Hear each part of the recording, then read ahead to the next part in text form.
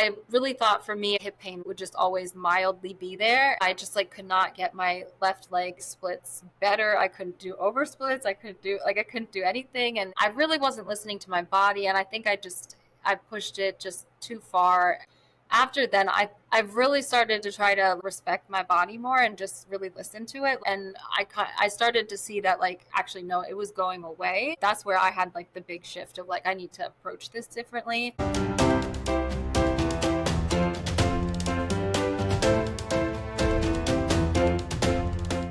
Hi, everyone. My name is Priscilla Piper, and welcome to the Decision to Dance podcast. Today's guest is Shelby Hastings, a dancer based in Philadelphia. Shelby also trains in circus skills, including baton, contortion, and tight wire. Very impressive. In this episode, we talk about the resources Shelby has gained, including a fantastic ballet teacher that teaches across the globe, a physiotherapist that focuses on strengthening the body, and the Galen hooks method, and how Shelby got started as a freestyler.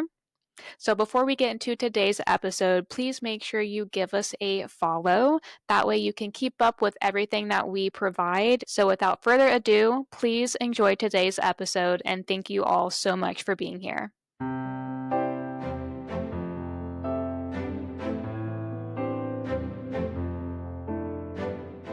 I've seen videos of you on your Instagram where you are on tight wire with point shoes. Yeah. And I'm just so impressed every time I see it. I'm like on the edge of my seat. And so you've done other circus skills as well. You've done contortion, hand balancing, juggling, and baton. I'm just so curious, like what sparked your interest in training circus skills? Well, I started with baton twirling like in my youth and kind of was interested in that for a while. And at some point I saw that they had twirlers in Cirque du Soleil, and I ended up seeing a Cirque du Soleil show, and that's kind of when that kind of sparked my interest because I was just so like mind blown at their shows. But I didn't really see a way of training or see a way of like an in. It just didn't seem like a possible thing. But it was maybe like 2017. There was a circus school. I'm in Philadelphia, and so I'm from the Philadelphia area, and there's a circus school around here. And I went to a contortion class, mainly just I'm a dancer. I was like kind of interested in like flexibility training, and I was just kind of curious to kind of see like what it was about. So I ended up going to that contortion class and was kind of like a little bit hooked. I really was then into contortion and wanted to train that. It still is like hard to find like teachers and classes and like spaces to do that. But that's kind of where it started. And then I was training at a place up in Vermont called NECA, and I was there. I had gone to do like a summer program, and I wanted to go for contortion, but they didn't really have a contortion instructor. So that's kind of when I started to do wire, because I was there, I was doing hand balancing, and I wasn't really able to do a lot of contortion. So I was like, let me explore some other, apparatuses. And that's when I got into the wire. And I think almost every day I practiced up there on the wire. At first I couldn't even like walk just flat footed, just without like point shoes. So I got really hooked on that and practiced like every day. And the instructor for wire there, she does point on wire. And I just saw it and was like, I have to do it. It seems literally impossible, but clearly it's not. It looks pretty insane, and it's like it looks unachievable, but like you start to get there. And I remember the first time I had my point shoes on, I like was holding on to like a ladder, and I just for the first like couple of weeks I was just holding on to that ladder, almost like bar, like starting on like on like the floor. So I kind of I started like that. And and then you start walking and you start making your way across, and now I'm trying to hold longer balances. So yeah, but ever since I saw that, I was just like, I have to figure out how how to do this. That's so cool. So So how long have you been training circus skills, but also the tight wire? How long has that been going on for? wire has it's actually I just got more serious into it maybe like a year and a half ago. So I just recently got more serious into like circus skills and especially wire. And yeah, so it's been pretty recent and I've just kind of been developing from there. But yeah, it's been pretty recent. I didn't really like see much of a pathway. Like it's very hard to find like circus it's very hard to find like circus instructors and circus like facilities, especially for wire too.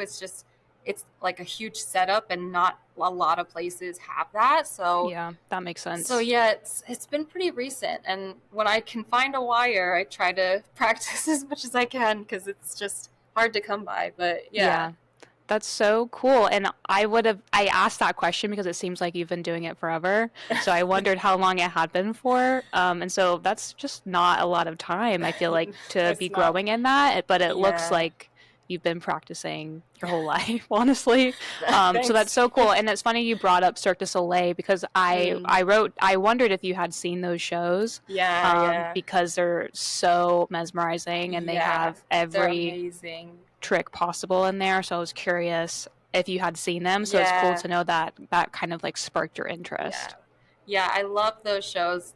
Just like I've seen a few of them and they're just always like mind blowing. Just yeah, the talent is incredible. So yeah, it's always inspiring just to go. But Yeah.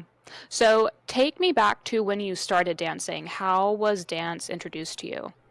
so dance, I started with like hip hop and actually kind of breaking.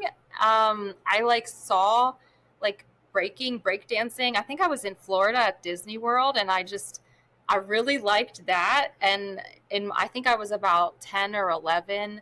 So in my mind, I was like trying. I really wanted to do that. I really wanted to like learn how to break dance. Uh-huh. And so one of my first classes was um, a breaking class, but I I was very tall, and um, and I just didn't have a lot of upper body strength, so I was gonna say it didn't that go very requires well. so much strength. Yeah. Yeah, yeah. So it didn't go very well, but I didn't really give up there. I went into some hip hop classes and then went into like got into like more like suburban like studio atmosphere and then got into like jazz and like ballet dancing and kind of then through high school, middle school and high school was like doing like studio ballet and like studio jazz and hip hop and stuff like that. Yeah. That's cool.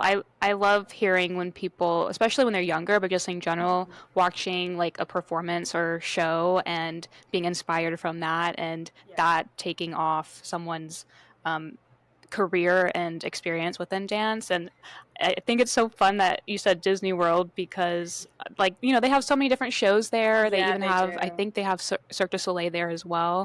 Hmm. And as a kid, that can totally inspire you. You see Yeah. somebody doing something so cool with music and movement, and you're like, I want to do that as well. Were Yeah. you just visiting there, or did you live in Yeah, Florida? we were just visiting we were just visiting for a trip to like Disney World. I think we also went to Universal Studios. But yeah, we saw a bunch of shows. I think I also saw The Lion King there too, which that's a pretty cool show. So, yes, a lot of dancers and yeah, it was just yeah, there's a lot of great performances there too. So, yeah, I was Yeah. just visiting, but I think they were on Main Street or somewhere. There was like a group of break dancers and we stopped and I was just like mesmerized. So You have an interest in like every style of dance. You said that you right now are focusing on tutting hmm and other styles of dance as well. Whacking, I think, yeah. was one of them. You Hmm. have such a wide array of interest, and I feel like not a ton of dancers are like that. They kind of stick with their like one or two or three, but Yeah. you're interested in like all of it. Have you Yeah. always been that way? Maybe I have. I do have like a big appreciation for like a lot of different styles. I but I was also told like when I was younger, like if I wanted to have a dance career, like get into every single type of class, every genre. So I was told that a lot. So that may have like affected me like growing up. But I also do just have like a huge appreciation for like different styles. And I do feel like the different styles can kind of help each other. And like, so I guess I'm not sure. I was told a lot to take different styles, but I also just love a lot of styles. So Yeah. yeah. You probably had that in the back of your mind, but just with like a genuine interest and love for Yeah. dance, it just kind of takes you Yeah. into everything. And it's really cool to hear that from you because Mm, I also feel like I'm interested in everything and I don't have a ton of yeah. experience in everything, but I'm like, once I get really good at something, I'm gonna go to the next Yeah. style and just continue from there. So it's Mm-hmm. cool to hear your background, Yeah. and then just finding other styles of dance that you're interested in and seeking out other skill sets, including circus skills and other things as well. So I feel like you're very versatile, and it's just really, I think, really cool. Oh, Um, thanks. so you freestyle a lot. Well, I don't Yeah, know I how often you do. do now, but based off of what I've seen, it seems like you do Mm-hmm. it pretty Yeah, I do. frequently. I do a lot. Yeah. So how did you get into freestyling? So that was sparked by Galen and her Galen Hooks Method Classic. Before then, I really didn't know how to freestyle. Like I didn't know how to go about it really at all. So that intensive really kind of unlocked freestyling for me. Um, it kind of was like, oh, I can maybe try to tell a story with my freestyle, and also I had a lot of like I had a huge like issue filming myself. I was super critical, so like I just never filmed myself dancing.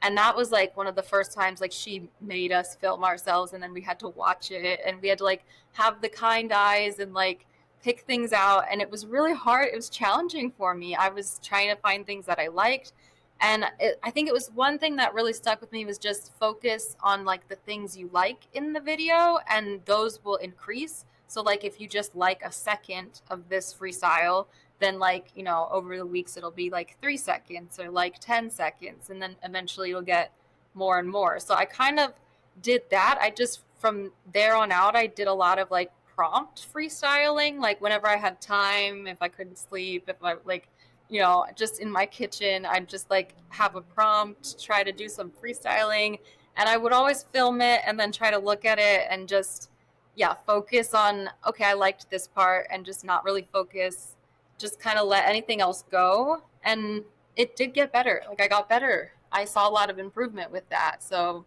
yeah, that was really helpful. And I'm really grateful because that, like, I didn't freestyle before then. So, and I really enjoy it. So it's Yeah, been it's like, hard to believe that you never did it before. That's why I was curious because it seems like, again, like you've been doing it forever. But I know with the Galen Hooks method, people just their dancing changes completely and their interests shift as yeah. well. So Hmm. it's cool that you started from not knowing how to freestyle, not knowing Yeah. where to start, and then after that intensive, it growing from there. Yeah. So now that I feel like you're an expert in freestyling, I mean, I've watched your videos. When you post, I feel like they're usually the full song, Hmm. which I think is really cool because sometimes I'm guilty of just doing like 30 seconds or a Yeah. minute and I'm like, okay, I'm done. But I was like, I love that you're going through the whole song and allowing yourself to see what comes out. And maybe, Yeah. I'm not sure how you feel, but maybe you don't want to continue, but just kind of allowing yourself that space to continue. And you're very sure about yourself within your dancing, like this is what I'm gonna do and like take it or leave it kind of thing. At least that's my perception. Oh, that's so nice. um I don't always s- feel so sure of myself, but that's nice. Really, yeah, I Yeah. never Yeah. would have known. So as someone who's now very comfortable in freestyling, if there was somebody who was really afraid to freestyle or improv, maybe it's just doing an 8 count or two before a combination, or if there's a cipher and they want to watch but they're scared to participate, what would you tell them knowing what you know now? I guess just give it a try. think also like maybe like Cypher's performances might be like a little much, but like if you have a chance to freestyle, like definitely try. I think also like people can feel pressure to like, I don't know, like put a lot of tricks on display or like get relief like fast. Like you can, I think like when I started, I worked with a lot of like stillness and like poses and stuff, like just simple things that you can just kind of try to hold with confidence and just move slowly through things. So like if you're in a class where like they want you to freestyle, like you can work with that. That gives you a bit more time. You can also like, I used a lot of prompts. So just like thinking of just things that could get different movements, like thinking of like maybe like, oh, like if it's like pausing and rewinding, I'm doing everything backwards or like faster or just anything to just get like some sort of movement out, I think is helpful. I whenever I get stuck, I always try to go back to some sort of prompt, like some sort of character or like some sort of prompt that just will kind of get me out of my head and get some sort of movement going. And then just don't judge that movement, then just let it happen, just and then build on from there. So I would just say, yeah, just go for it. And if you get stuck, just have a character, have a like have something, or just even work with the stillness, just move through that. Yeah, I Yeah. agree 100% with the stillness. That was something that I really struggled with before the Galen hooks method. And now looking back, I was like a little crazy with like how fast I was moving. So I think that was what was going on inside my Yeah. brain, just like stress and chaos. So that before you said stillness, that was something that I was thinking about, how it can start with something so simple, just Yeah. moving slowly, and then it Hmm. expanding from there versus it having to be something super big and elaborate, and it really doesn't have to Hmm. be. You can Yeah. still be telling a story through such subtle movement. Yeah. And Yeah. I I think it's really great advice to say that and just start out small and then be consistent in that as well. And I agree with the kind eyes thing, seeing Yeah. yourself and looking at the things that you like. And it's funny now because I used to really struggle with that as well, just being a harsh Yeah. critic. But now I'm like, no, I like what I like. I see what I need to improve, and I just go. Yeah. But in the That's a past, good that was mindset. not Yeah. the Yeah. case. I think a lot of people struggle. A lot of people do. Yeah. Right. So for those that do, um, is there something specific? Like if there's somebody that's like, I'm filming myself back, maybe it's not improving, maybe it's a Hmm. combo, and they're so stuck on what they don't like, and you're telling them, focus on what you do like, and it's not clicking for them. Is there something that you would advise them to do, or to is there something that you would tell them that could change their thinking? I would maybe first kind of like step away from it, like, because maybe you're getting into like, maybe you just need to kind of step away for a moment because you could be over analyzing a lot of things. Also, just trying to get into like an objective place, like, kind of starting to view yourself almost not as you, but that's very hard to do. So, but I guess my first like advice would be kind of step away from it. Like if you're really kind of stuck on something very negative in that video, maybe just set that video aside until you can, maybe don't even come back to it. Like if it's really that stuck and it's that negative, I would put it to the side and take some more videos, maybe come back to it. But if you really can't find anything positive, then maybe just move on from it. I think that Yeah. might be best. Yeah, that's a good point. I feel like when I've been like in class a lot, it's really easy for me to compare myself to other people, but when I'm just Yeah. alone and not filming because I don't have anything to look back on, it's just like about you and your Yeah. body in that moment. So I think that's really good advice. And then they can take that, and as it gets a little bit easier, be able to look back at that Yeah. improv from a week or two ago and then Hmm. go from there.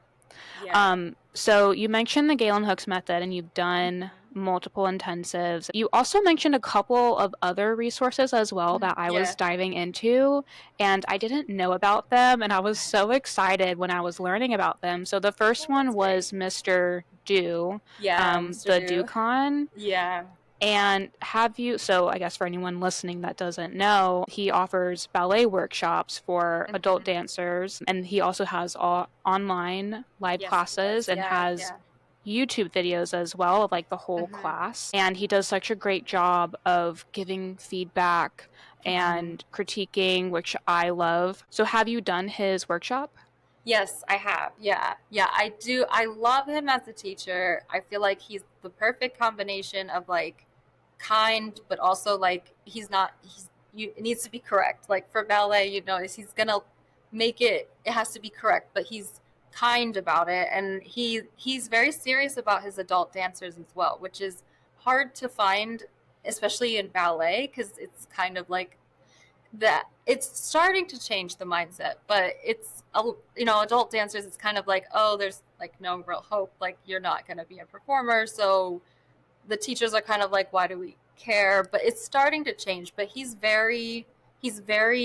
cares a lot about his adult dancers and wants like them to also have good technique. Like he wants them to have the same technique and same like education that his younger students have. So yeah, I love him. I've made a lot of friends in his workshops, so it's yeah, both. I think I've gone twice. I went in his winter workshop once, and then I went into a summer workshop, and both of them were like, they were very good experiences. And yeah, I made a lot of friends, and so yeah, I would recommend. And even his online classes, really good. And he has other teachers that pop in for the online classes. All of them have been good. So yeah, I just overall it was a really positive experience, and I learned a Yeah. lot. Like I learned a lot about ballet, and I realized like I'm not really getting corrected when I'm in ballet class, and I realized a lot. So it furthered me a lot in my ballet technique, because I started ballet like kind of old, like at 14. That's not old, but like it Right. is But like kind in the of, dance but world, unfortunately, yeah. that's what people say. Yeah. Yeah. So I was very used to kind of just going into ballet class and just not really being seen, not really being corrected, and just kind of trying to look around at other people to be like, am I doing the same thing? Am I doing. So I realized like I never really got like critique or feedback in ballet class.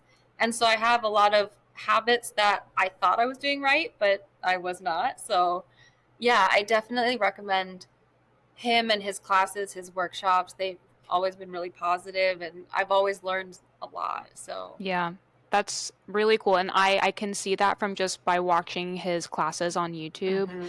And I love that because I've had a similar experience of returning to dance and taking ballet Hmm. classes. And I feel like this goes for all styles, all classes, but in ballet classes, it's hard to get a teacher when you're an adult dancer Yeah. that will give you the feedback, that will Hmm. correct you, that will use the correct vocabulary. That's Yeah. actually one of my biggest pet peeves as a dancer, when teachers don't use the vocabulary, because as a returner to dance, I'm trying to refresh my memory. And Hmm. when they're like, oh, just go back, I'm like, well, you could have said Yeah. port de bras, but like, Yeah. you're not like helping me Yeah. remember, you know? Hmm. And so I don't think it comes from a place of like, not wanting to provide a good class. I think it's Yeah. maybe just a lack of understanding of where those students are coming from and what they're wanting to get out of Hmm. class. And I did grow up with a ballet teacher that constantly gave feedback. And I think that's why I crave it, because I love it and that's what I grew up having. So to be able to have a teacher like that to correct you, Yeah. and who genuinely wants you to have the correct technique and wants you to be a great dancer is really, I want to say, refreshing, because it's kind of hard to Yeah. come by. It Um, is. It's like sad to say, but yeah, it is. Yeah. So for the workshops, how do what's the layout of that? Are they just classes? So they're usually like I think it's like usually 9 to 5. It's like a full day. So but you do have flexibility. He's not super strict with the adults. So if like you're tired and you can't make a like class or two. It's not that big of a deal. Usually it's like the morning we have like a ballet technique class. Then they do like pre-point or point for anybody that's like doing that. Then you'd have like a lunch break, and then they come back and we either did like variations, like we would learn like a variation, like a historical dance, like they had like Vaganova instructors there, either teaching historical dance or character dance, I think it was. So you would learn a variation or you would learn like a character historical dance in the afternoon. This last time, he also had an option where if you wanted to bring, like as an adult, you could be coached on a variation, which I didn't do that one because I didn't have enough time to get a variation. But that I liked that idea because they came with like they had a variation they already learned, and then he would just coach them, and then they had the opportunity to perform it at the end on, I think it was Saturday.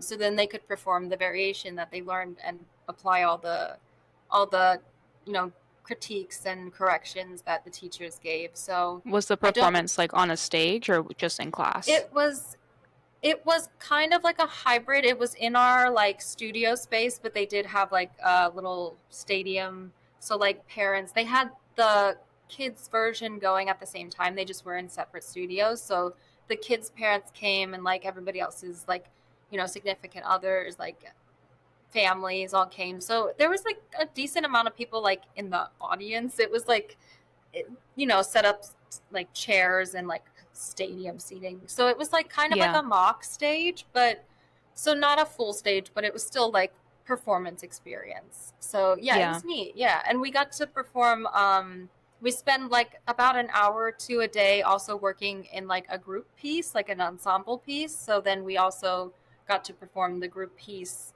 on Saturday as well. So that was fun because like you don't get an opportunity to like do ensemble work if you're not like in a ballet company. So it was really fun to kind of like work with that and learn a ballet and be able to perform it. So Yeah. So is that like a week thing? yeah, it was a week Okay. long. The summer, I think they do have 2 weeks. Yeah, I think he has a 2 week long one. He might also do 2 weeks in winter as well, but you can just come for like a week. I think I did a week in the winter. So it kind of like depends on your schedule and stuff. But yeah. Gotcha. That's so cool. I feel like I would Yeah. love that. I don't know if I will, but just based off of the online resources, I feel like that's a great place to start, Yeah. and Yeah. it makes me very excited because I love ballet, and it's just hard to find Yeah. the type of classes that I want to take, I guess. We'll Mm-hmm. just put it like that. Yeah. But to be able to do it on your own time, at Yeah. home as well, I think is really cool. So thank Yeah. you for this Yeah. resource. Of I'm course. so Yeah. excited. Yeah. And then another resource that you provided is Lisa Howell, a Mm-hmm. physiotherapist based in Australia, and Yeah. I have a dance masterclass Mm-hmm. membership, and I Okay. didn't realize who she was, but she has Mm-hmm. videos on there. Yeah, yeah, I Um, think I saw that. I like started perusing some of hers because I love her content. So yeah. yeah, and I actually, after you provided this, I was looking her up, and I just bought two of her books. They're coming That's tomorrow. amazing. But I love the approach, and I feel like Yeah. as someone who has returned to dance, it's been challenging for me to have the strength to Mm-hmm. execute things in the way Yeah. that I want to. But then looking back, I'm like, I definitely always struggled with it, Yeah. even when I was younger. So when you shared this, I was like just blown away by some of the things that she had been mentioning, like how important it is to do interval training. And she has stuff on core strength, dance conditioning. I'm just really excited to dive Yeah, in. But she's how did you she's come across incredible. her? Yeah. I came across her. I was in Vermont. I was at the circus school, and I was interested. They didn't really have a flexibility coach at the time, and I was interested in like they had this coach training opportunity, and so I was like, okay, maybe I'll like do this coach training thing and possibly get a job. But they needed me to have like some sort of certificate in flexibility, and like they wanted some sort of certification in that.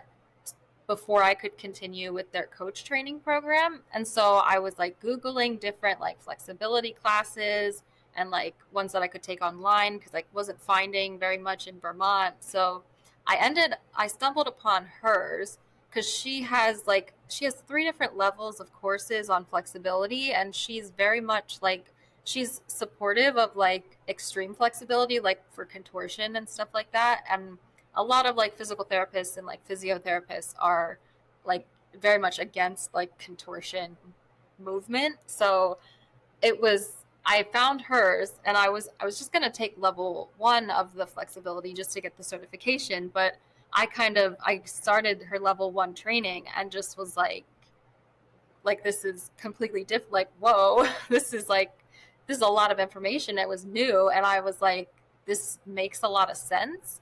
I also like I have EDS, so I have like a connective tissue disorder, which she very much specializes in. So a lot of the information was applying to me just as like a human moving in the world. Like I have to deal with like some pain issues, and so I ended up taking her level 2 and level 3 as well because I was just like, this is, I was just kind of mind blown. It was such good information, and I had never really like seen flexibility training like in this type of manner. Like, so I was like really mind blown.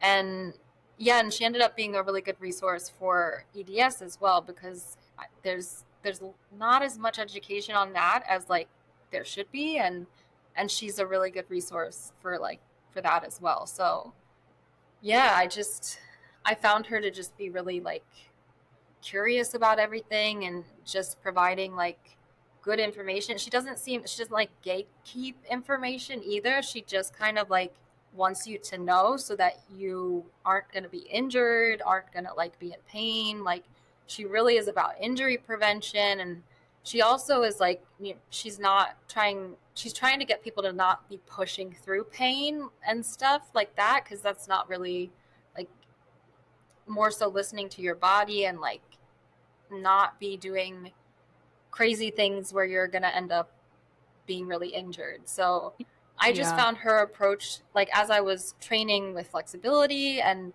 training, because I struggled with quite a few injuries that just would not get better. And I was trying to do flexibility training where it was just, they were just pushing on me, and it was just like, this is just making it so much worse, and it's just not getting better. And so I kind of found her in the midst of like having an injury and did things her way, and it got so much better. And I was just like, I can't go back to like regular I can't go back to like the regular way of doing things. And so I kind of started listening to my body more and did more of her approach, and I've found it to be a lot more successful and better for my body. Yeah. What you mentioned about pushing through the pain, I feel like that's Hmm. what we are usually taught as Yeah. dancers. I don't know if that's what you've been taught. Yeah. I mean, yeah, I have been taught that. Yeah, it's kind of like pushed through. I think recently maybe it's gotten better, but like, yeah, as a kid, it's kind of like, yeah, just like, even like on stage, if something happens, like just nothing happened, move on. Like, so Yeah, for yeah. sure. It's such an important conversation because if you are pushing through pain, that means something is wrong. In your Hmm. day-to-day, you should not be pushing through pain, and if you Yeah. are, then something's wrong and you need to be working on that. But that was something that I also realized a couple years ago through this online program, and they were saying that if you're in pain, you need to regress. You need to make it easier for you, and then you'll work towards the full range of motion. But that's what prompted me to be like, "Oh, you're not supposed to Yeah. work through the pain." And I was like, "Wow, Yeah. I've been brainwashed." Yeah. As a kid, just Yeah. being told, "Push through it." So it's Hmm. really refreshing, I think, to hear Yeah. that. Even though I do think it is changing, like, the narrative is changing, you're seeing more people talking about the importance of taking care of your body and strength training and doing that in a healthy way. But it's just really encouraging to hear that from other people. Yeah, yeah, definitely. I mean, I've noticed like with the flexibility training, like in particular, it's a lot of like really push past like your limits. And yeah, at least for me, I just kept getting injured. So I'm also a bit older, so maybe when you're younger you can get away with some of that and you're okay, but like as I'm getting older, it's like I really need to take care of my body. So I think also, yeah, as if you're trying to be an older dancer, it's like you just have to approach things with a little bit more care. And it's maybe like a 17-year-old, what they're doing may not work for someone that's older. It's probably not Yeah. good for them either, but Yeah. In the but they long run, might it'll be able to catch up handle with it. you. Yeah. Yeah, I agree. It's funny because sometimes I think about when I was younger and my teacher would be like, Hmm. okay, stretch on your own. And I'd be like, I'm stretched. And they're like, Yeah. no, like go back again Yeah. and actually spend some time. But as a kid, I was like, I'm fine. Like I don't need a Yeah. stretch. Yeah. But Yeah. now as an adult, I mean, just me getting out of a chair, I'm like, oh my back. Yeah. Like I need to Yeah. put in the time. Hmm. And as dancers, if we're gonna do this and the long run and have Yeah. longevity, it really is important to be doing that. And Mhm. it's important to start out young because then you're building that habit Yeah. too, and then you're Yeah. preventing injury. Hmm. So you had a couple of injuries. Was Yeah. there one in particular that really held you back? I had like a really bad hamstring injury that just like would not heal. And that one did kind of hold me back. I also had like I everybody thinks this is real, it's kind of like a mystery. I broke my hips when I was about 17 and Oh my gosh. that's every time I tell people that they're like, "What?" And I'm like, "Yeah, I don't know what happened either." So I've also had like hip pain that kind of comes and goes, so like splits and stuff are like challenging, and I think I would say those have been the challenging ones. And I did get to a point like doing a lot of like Lisa stuff where like I was at a point of like almost no hip pain. And that's kind of where I was like, okay, this is I need to do this. Cause like once I was like I really thought for me it was like hip pain was just gonna like be a part of my life, like just a everyday kind of thing, and it would just always mildly be there. And I started to see that like actually no, it was going away, and that's where I had like the big shift of like I need to approach this differently. But yeah, also the hamstring injury, I don't know what that was. It just was not healing, and yeah, I just like could not get my left leg splits better. I couldn't do over splits. I couldn't do anything, and it was just and I kept kind of pushing myself. I think I pushed myself too hard with that injury, and I it was before I had done some of Lisa's training and kind of looked into some of that stuff, and so I was just kind of like letting me letting people kind of just keep pushing me into these like splits and just like, oh, just like you just need to be warmed up a little bit more. And like I really wasn't listening to my body, and I think I pushed it just too far. And I think after then I've really started to try to like respect my body more and just really listen to it. Like if I'm starting to feel like pain or just really like listening to that and kind of stopping and just reevaluating, like is this like what is this, and like should I pause, should I take a few days off, like. So I've really kind of prioritized just like how I respond to pain, and even just like getting rid of some of the brainwashing that has occurred, just like you know I because I think I actually like just ignored a lot of the pain. Like I almost didn't even acknowledge it, like it was Hmm. almost like not even registering. So like just now, just kind of like even getting in tune with my body, just being like, okay, did I feel pain there? Was that just like if I'm stretching or if I'm doing something, or like, or if I like do something in dance and it kind of feels weird, I'm like, okay, am I feeling pain? Like, what am I feeling? Do we need to like kind of, I think just giving myself some time and just evaluating like what is actually happening, and then just kind of acknowledging that in the body, because I do think I wasn't even acknowledging it sometimes. I was just kind of like the mindset is just keep going. So I just didn't even have space to acknowledge it. So Yeah, I can relate to that as mhm. well. And as you were talking, I was thinking of my own experiences as a dancer and pain I had experienced, and I literally would just do nothing. Like I was in so much pain, but I would just pretend it wasn't there. Yeah. And but I guess at that time, it's like, well, what am I supposed to do about it? Mm-hmm. Especially, I don't know when those injuries occurred for you, but when you're a younger dancer and that's happening, I mean, for me, it was like in high school, but I don't know any better than to just push through it because Yeah. that's what I've been taught. Mm-hmm. I don't have an education and like, Yeah. physical therapy and all that stuff. And so it's like, I don't know what else to do. But now, with especially with social media too, you just come Mm-hmm. across more information. Yeah. And being older, I'm realizing like there's ways to help your injuries or Mm-hmm. to heal the injuries and help the pain that you're experiencing. And you just got to find out what it is that you need. Mm-hmm. And like, for example, I had really bad tendinitis in my feet, like to the point where it was like really bad pain. And I didn't realize I needed to strengthen my feet.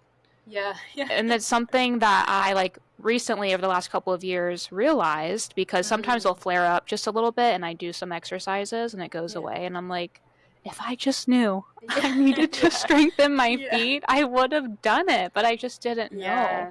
So I think that is a really great part maybe of just growing up and being a little bit more Yeah. self-aware in that way. Yeah. Yeah, that's true. But gaining the education as well Mm-hmm. and implementing that so that we can be healthier, Yeah. happier, better dancers. Yeah. So thank you for that resource. I'm so excited Yeah. Yeah, to definitely. like take it all in because this Mm-hmm. that has been something that I've really been struggling with, Yeah. honestly, for the last few years, but it's something I'm like, I need to address it.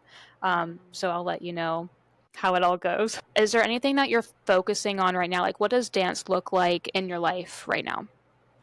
I would say dance is an important part of my life. I think I have had a few times where I've like not danced and I've realized that like I'm a dancer. So like I really can't not dance. Like I enjoy it a lot. I feel like it needs to be a part of my life. Like whether as a career or not as a hobby, like it has to kind of be there. I think for like my mental well-being and just like who I am, I just always have to dance at some point, so in some way. So right now, I'm not really pursuing it like professionally. I'm kind of like in a like I would say I'm trying to like find my like love for it again, trying to find my confidence in it again.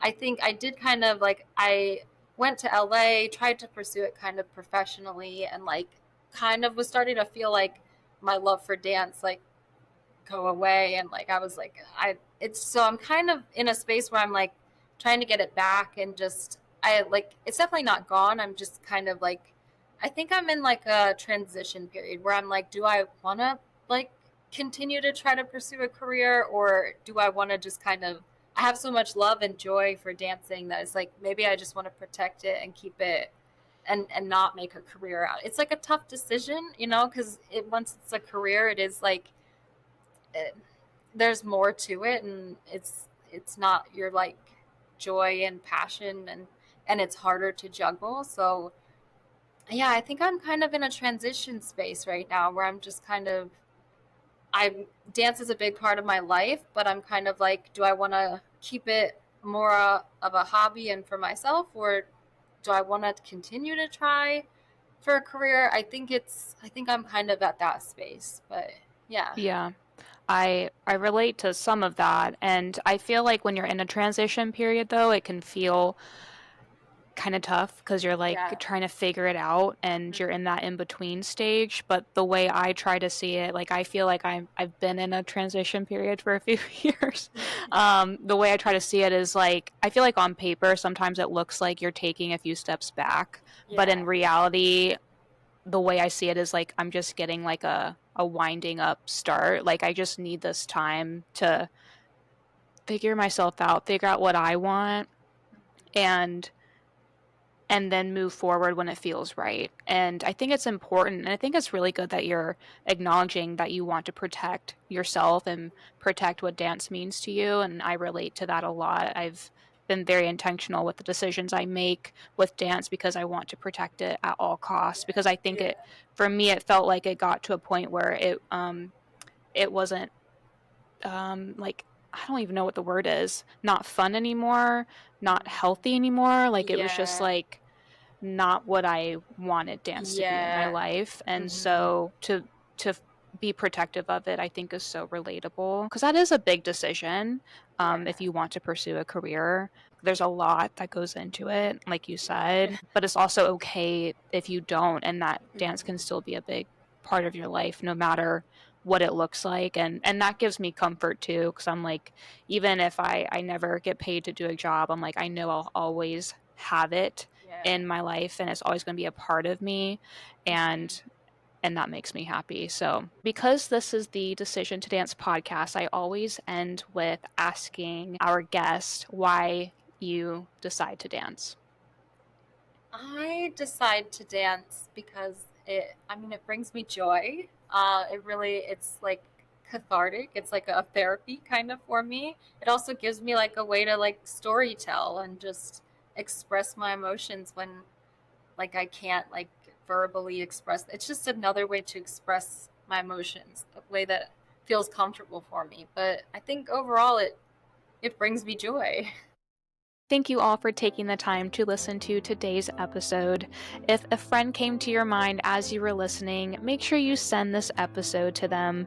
I think it's really special that we have people that come to our minds when we watch a video, when we listen to a podcast, and how that episode or that video or whatever it is can help them feel a little less alone in their process. So make sure to send this to them if you thought of somebody, and make sure to also leave us a comment. Let us know, what did you take away from the episode? What is something that you're going to try now that you've gained a couple of more resources? Maybe you're going to start freestyling and be a little bit kinder on yourself as well.